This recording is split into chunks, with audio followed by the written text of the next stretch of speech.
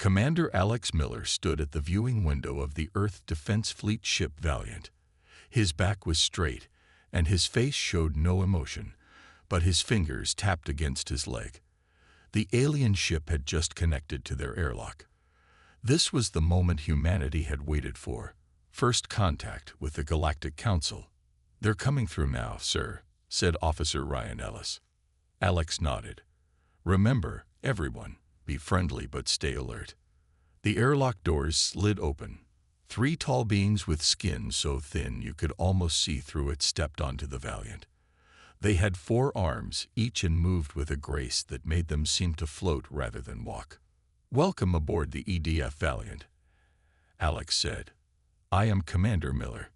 The tallest alien bowed slightly. "I am Scathar, representative of the Galactic Council. We are pleased to finally meet the humans of Earth." Susan Clark, Earth's top diplomat, stepped forward with a warm smile. "We have prepared a tour to show you our achievements in art, science, and peaceful cooperation." The aliens followed Susan, but Alex noticed how their large eyes took in everything. They seemed most interested in the security team. When Officer Pete Garcia demonstrated the ship's weapon systems, the aliens moved back a step.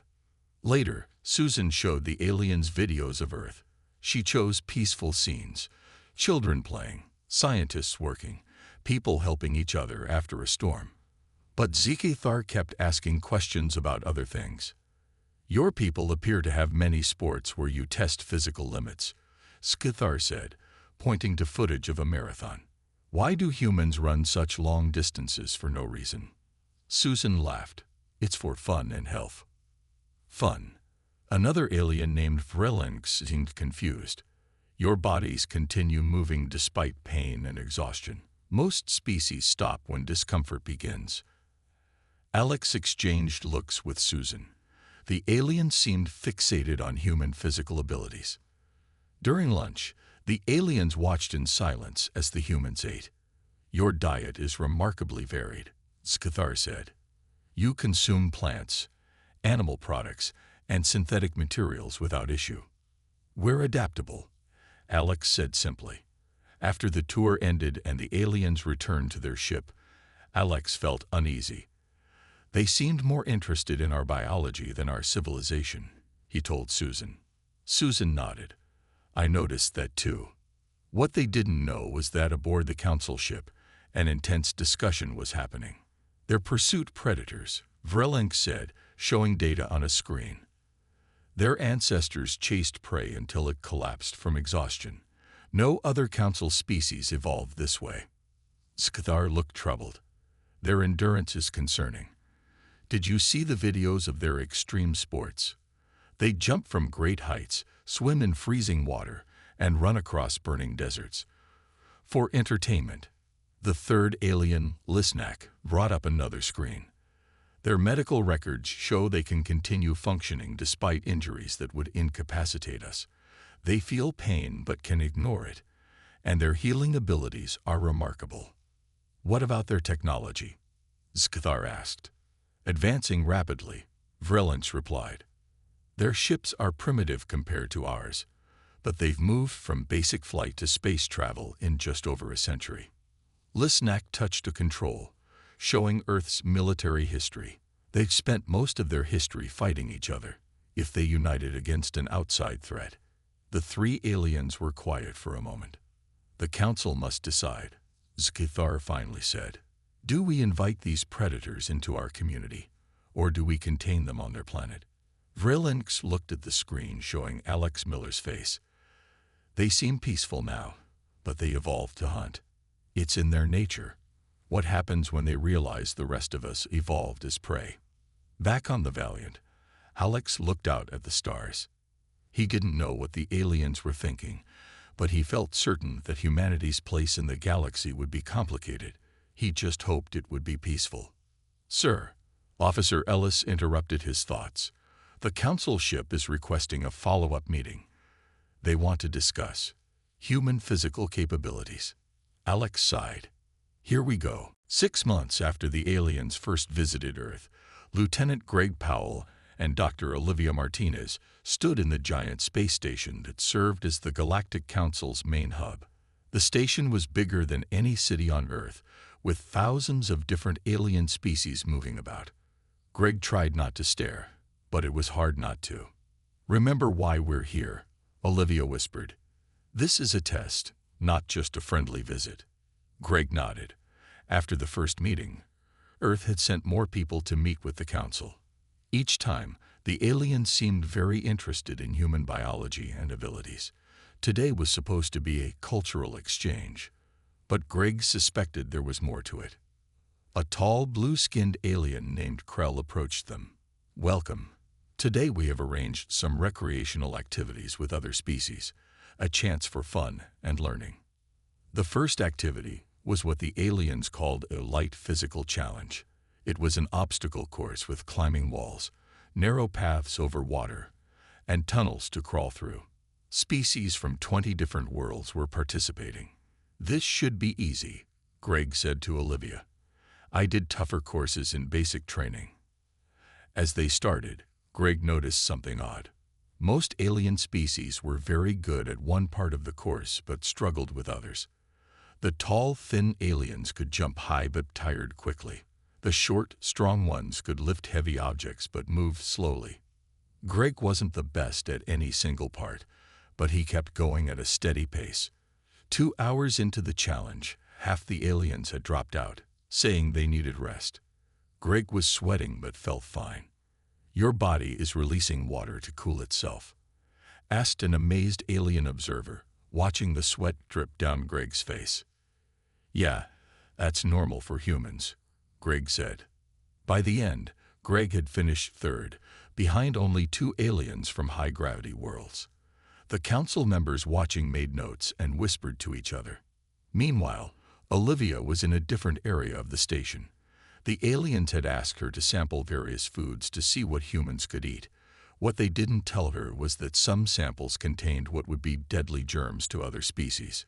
"Your digestive system is remarkable," said Vrelenx, the council scientist.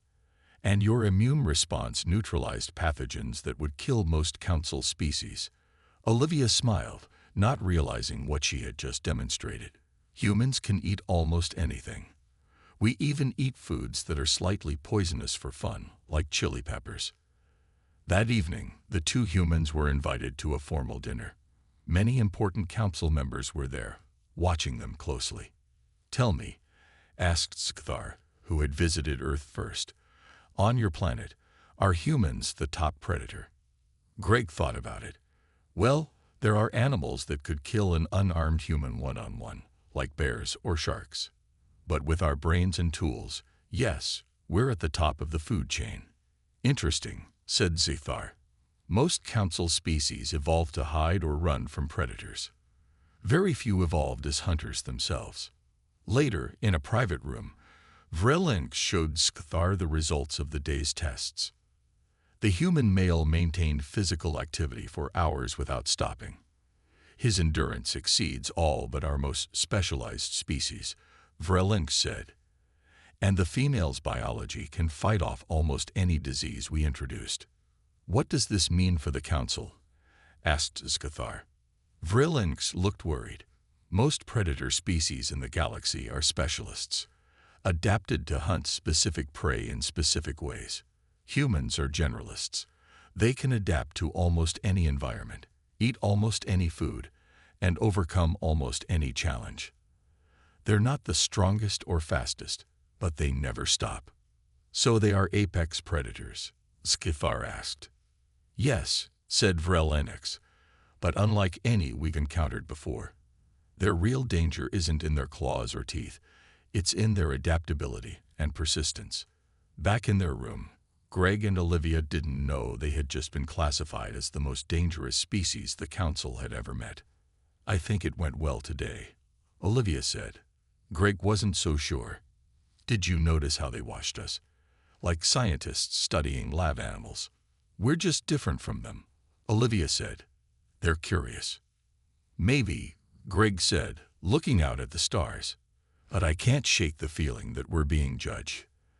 They had no idea how right he was. 3 months after the tests at the Council Hub, the galaxy changed forever. The peaceful worlds of the Galactic Council faced something they had never prepared for. A true enemy. Captain Sam Harris was drinking coffee on the bridge of the Earth warship Intrepid when the emergency call came in. "Captain, we're receiving a distress signal," said Officer Ben Kelly. "It's from that council colony we visited last month." Sam put down his cup. "Put it on screen." The image showed a small alien with gray skin. Behind him, fires burned and people ran in fear. "This is New Haven Colony. We are under attack by Kravak forces. They came without warning. Our defenses air." The transmission cut off. "How far are we from New Haven?" Sam asked. 2 hours at top speed," Ben replied. "Set course immediately," Sam ordered, "and alert the ground team. I want them ready when we arrive." As the Intrepid raced through space, Sam received a message from Earth Command. "Captain Harris, you are ordered to observe only. The Council has not requested military assistance. Do not engage." Sam frowned. The Council had been nervous about human military capability since first contact. They preferred to handle their own problems. 2 hours later, the Intrepid reached New Haven. From orbit, they could see the colony was in ruins. Small ships were leaving the planet, loaded with stolen goods. "Those must be the Kravak," Sam said, looking at the screen. The enemy ships were black with red markings, shaped like claws. "Captain, we're detecting survivors on the surface," Ben reported, "but they won't last long. The air is filled with some kind of poison." Sam thought about his orders. Then he thought about the people dying below. "Prepare the ground team," he said. "We're going down there." "Sir," Ben hesitated. "Our orders." "I know what our orders are," Sam interrupted. "But there are people dying down there. We can help them." 20 minutes later, Sam led a team of 10 human soldiers to the surface. They wore special suits to protect against the poison in the air. What they found shocked them. The colony buildings were destroyed.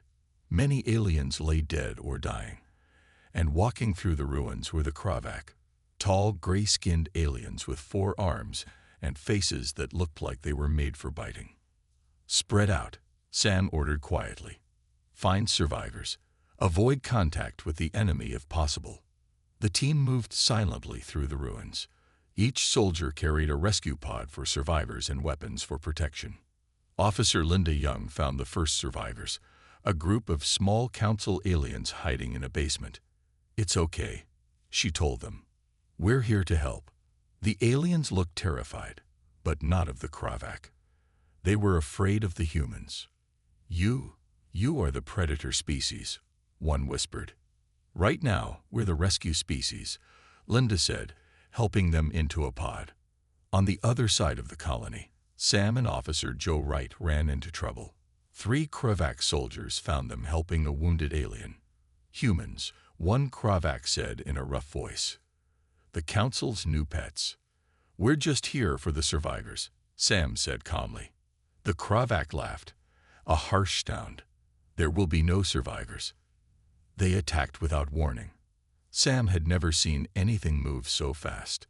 But humans had something the Council species lacked: millions of years of fighting predators and each other. Sam dodged the first attack and fired his weapon. Joe moved to protect the wounded alien. The fight was quick and violent. When it was over, the 3 Kravak lay on the ground. Sam had a deep cut on his arm but ignored it. "We need to move faster," he told Joe. "There will be more coming." Unknown to the humans, their actions were being recorded by Council surveillance drones. Back at Council headquarters, the leaders watched in amazement as the human soldiers moved silently through the ruins, adapted to the poison air, and fought with cold efficiency. "They'd fight like the Kravak," one Council member said in fear. "No," replied Scathar, watching Sam ignored his wound to carry 2 children to safety. "They fight better. And they do it to protect, not destroy." For the first time, the Council began to wonder if having human predators on their side might be a good thing after all. 1 month after the attack on New Haven, Admiral Diane Foster sat at a large round table on the Galactic Council's main station. Around her sat the leaders of 20 alien worlds. They had been talking for hours. "So you want our help," Diane said, "but you don't want to give us access to your advanced weapons." Cathar, now the Council's head of security, shifted uncomfortably. "We are concerned about providing such technology to predators." Diane finished for him.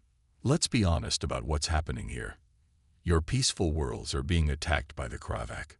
Your people don't know how to fight back. And now you need humans to save you, but you're still afraid of us." The room was silent. Then an old alien with skin like tree bark spoke up. "Admiral Foster is right. We cannot ask for help while showing no trust." The old alien turned to Diane. "I am Thraxul, commander of what little military the Council has, and I believe we need to form a true alliance." 2 days later, Earth engineer Frank Peters found himself in a large lab surrounded by alien scientists. They were working to combine human combat techniques with Council technology. "I don't understand why you need 3 separate control systems," said a 4-armed alien scientist. "Redundancy," Frank explained. "If one system fails, the others take over. On Earth, we call it having a backup plan." The alien looked confused. "But our systems never fail." "Until they do," Frank said. "And then what's your backup plan?" The alien had no answer. Council technology was far more advanced than Earth's, but it was designed with peace in mind, not war. Their ships had no armor. Their weapons were powerful, but had no protection against damage. They had never needed such things before. In another room, human military historian Kevin Morris was giving a lesson to Council security forces. "Earth has fought wars for thousands of years," Kevin explained, showing images of ancient battles. "When facing enemies with better technology, humans developed guerrilla tactics. We used the environment, surprise attacks, and hit-and-run strategies." Thraxul watched with great interest. "Your species turned weakness into strength," he said.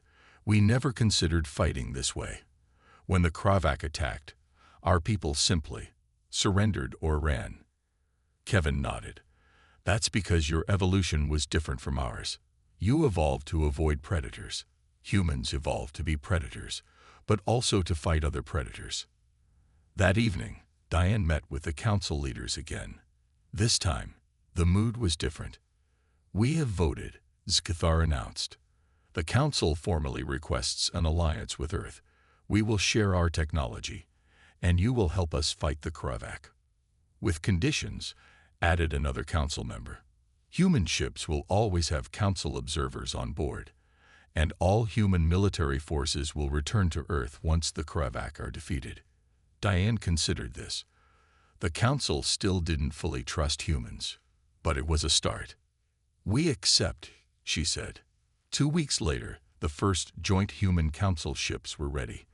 They were Council vessels redesigned with human combat ideas, armor plating, backup systems, and weapon placements that could still fire even if parts of the ship were damaged. On the bridge of the lead ship, Frank Peters looked at his work with pride. "It's not pretty," he told Thraxul, "but it will survive a real fight." Thraxul studied the modified ship. "Before I met humans, I thought your kind was dangerous because of your physical strength and endurance. Now I see that your minds are even more dangerous. You think in ways we never have." Frank smiled. "That's what makes humans good survivors. And now, we'll help you survive too."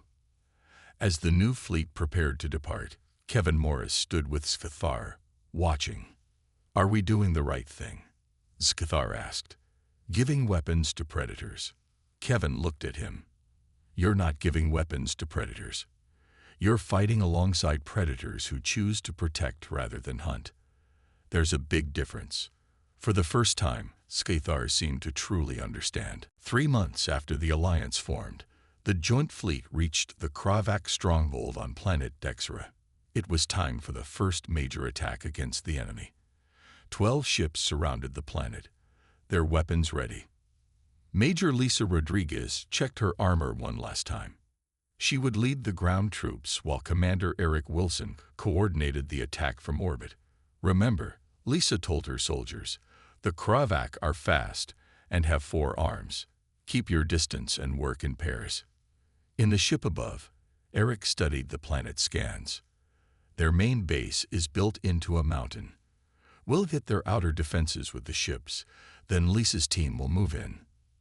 Thraxul, who was now Eric's second in command, looked worried. The Kravak have never lost a battle. They will fight to the death. Eric smiled grimly. So will we, if we have to. The attack began at dawn.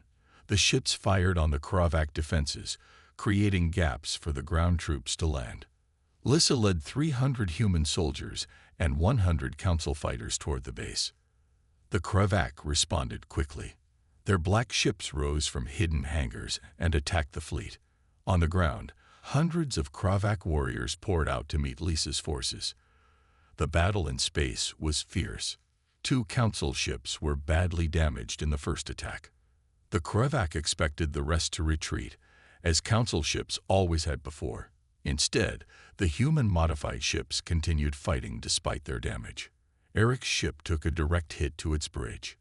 A piece of metal cut deep into his shoulder, but he refused to leave his post.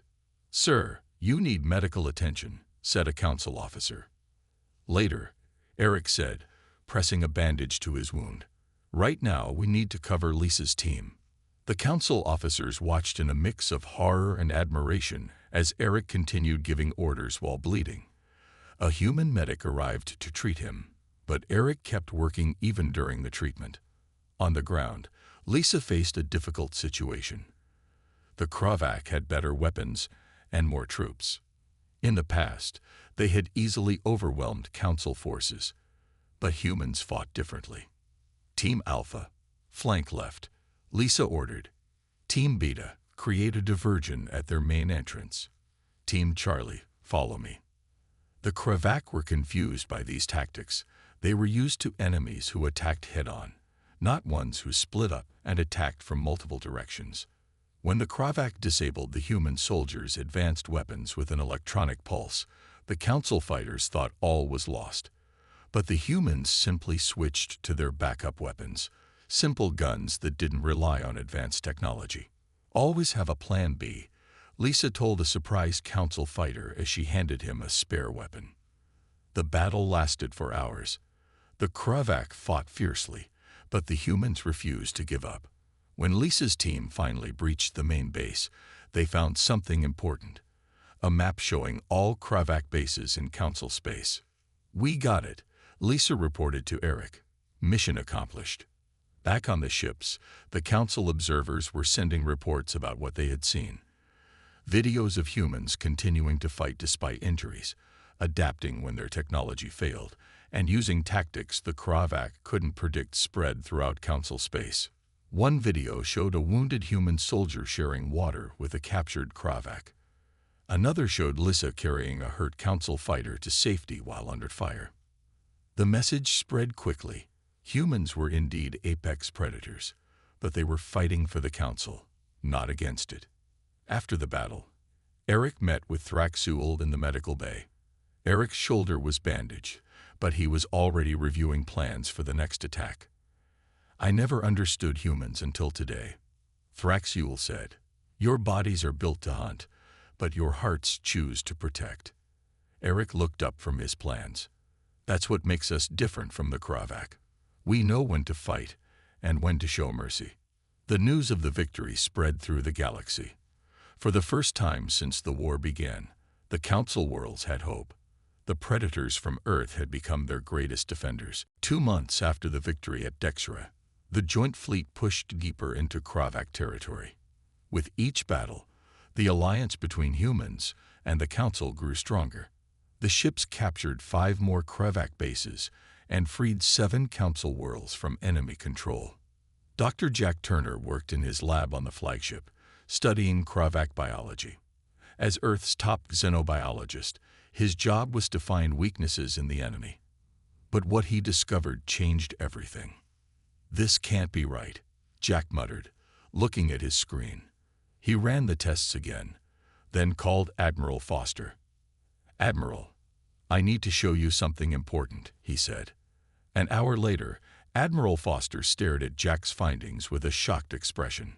"Are you absolutely sure about this?" she asked. Jack nodded. "I've run the tests 3 times. The Kravac share certain genetic markers with humans. We're not the same species, but we have similarities that aren't present in any Council species."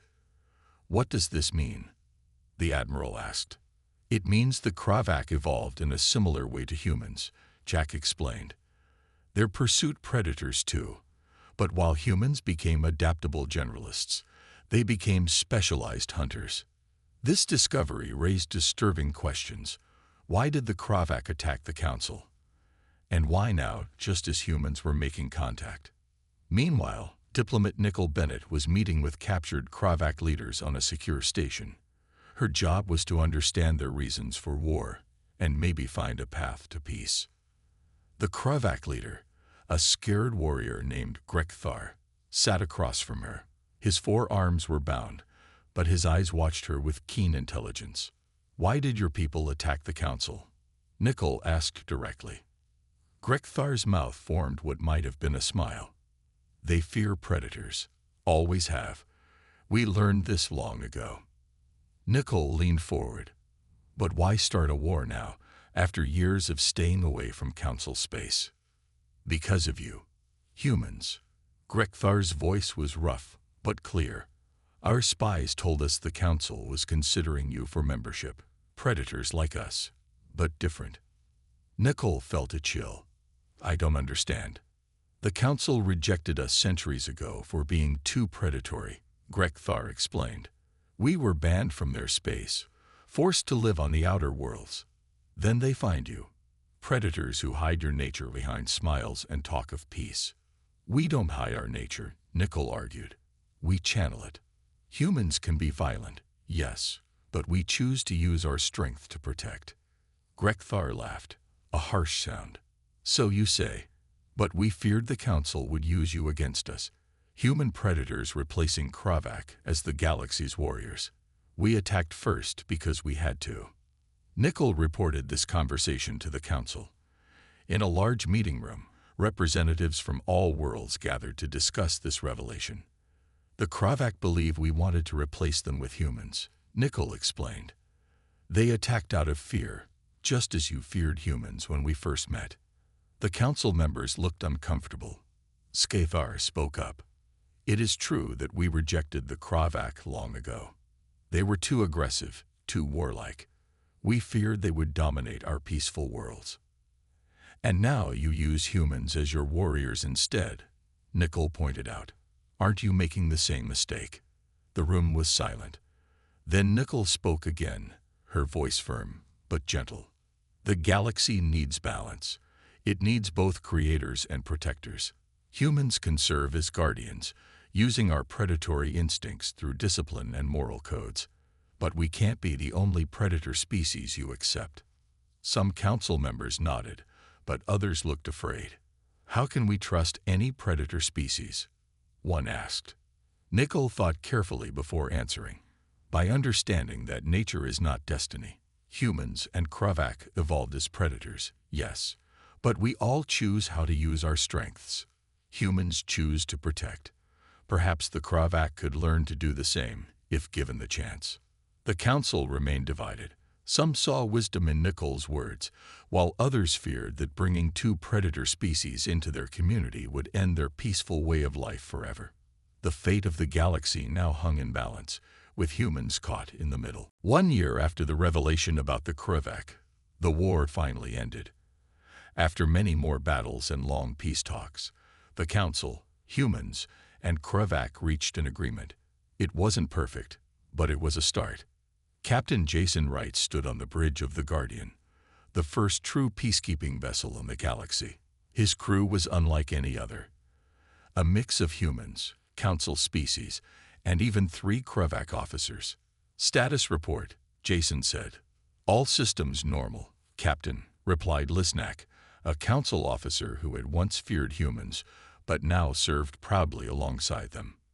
"Border patrol complete," added Drav, a Kravac security chief. No unusual activity. Jason nodded. The Guardian patrolled the borders between Council space and the newly established Kravac territories. Their job was to prevent conflicts and help build trust between the former enemies. At first, having humans, Council members, and Kravac on one ship seemed impossible.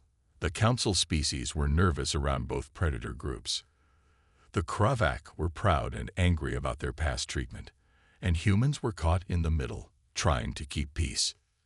But over time, something unexpected happened. The crew began to appreciate each other's strengths. The Council members brought their advanced science and deep knowledge. The Kravac contributed their fierce determination and tactical skills, and humans provided adaptability and leadership that bridged the gap between the others. "Captain, we're receiving a message from Council headquarters," said Communications Officer Sam Reed. "They're inviting us to attend the one-year peace celebration." Jason smiled. Set course for the Council station. 2 days later, the Guardian arrived at the main Council hub.